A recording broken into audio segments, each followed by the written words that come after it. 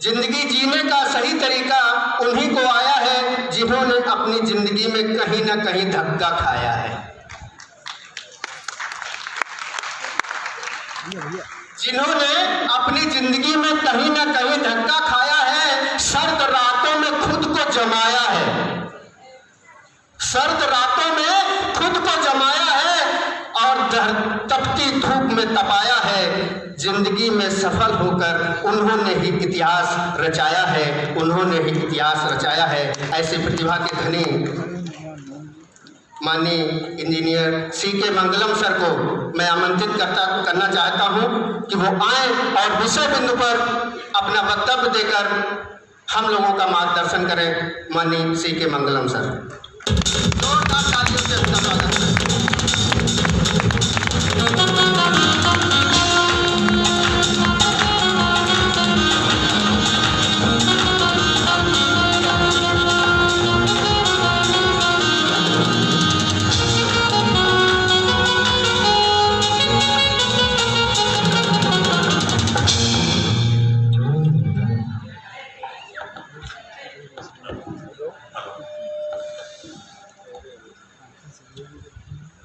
सम्मानित माताओं और बहनें, बच्चों और हमारे समाज के पुरुष साथियों, आज निसंदेह भारत ही नहीं पूरी दुनिया को गौरवान्वित होने का दिन है। आज के दिन इस दुनिया ने हमारे भारत देश में एक महान शासक को पैदा किया है। आज हम सब उनकी जन्मदिन मनाने के अवसर पर उपस्थित हुए हैं और आप सब लोगों को बहुत बहुत धन्यवाद कि सबने इतना लंबा एक जुलूस निकाला। पूरे नगर को आभास हुआ कि किसी महान व्यक्तित्व की आज जन्मदिन है। निसंदेह साथियों, व्यक्ति महान या कोई राजा महान तब बनता है जब वह एक सशक्त, मजबूत, मानवतावादी और लोक कल्याणकारी राज्य का गठन करता है। और निसंदेह हम अपने भारत देश के ही नहीं बल्कि दुनिया के इतिहास में ऐसे राजा को नहीं पाते जिसने उन मानवतावादी कल्याणकारी नीतियों को पहचाना, चिन्हित किया, अपने राज्य में लागू किया और उसको अक्षुण्ण और शाश्वत बनाया।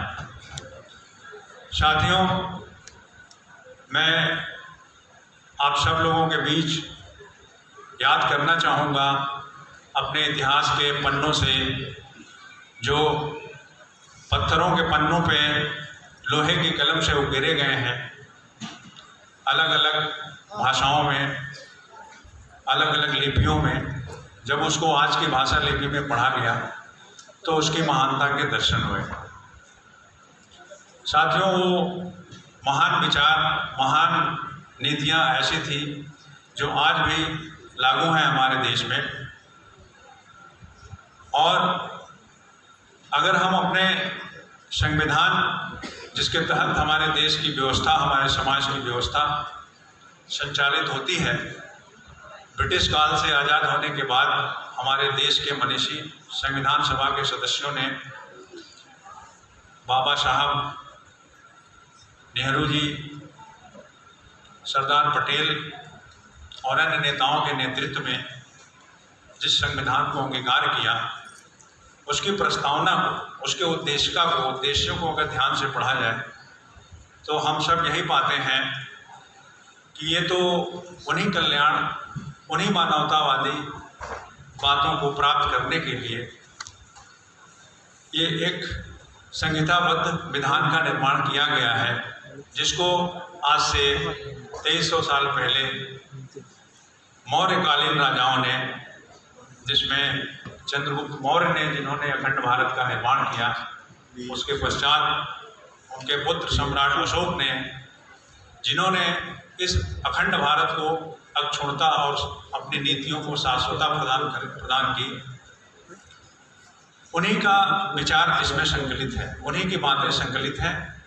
बस जैसे वक्त के साथ साथ परिवेश बदलता है, कपड़े बदलते हैं, पहनावे बदलते हैं, वैसे थोड़ा बहुत परिवर्तन हुआ है। तो निसंदेह साथियों, ये हक बनता है उस शासक का, उस राजा का, कि उसकी जनता पीढ़ियों पीढ़ियों तक उसे याद रखे, जिसने ऐसा मानवतावादी और कल्याणकारी नीति दिया।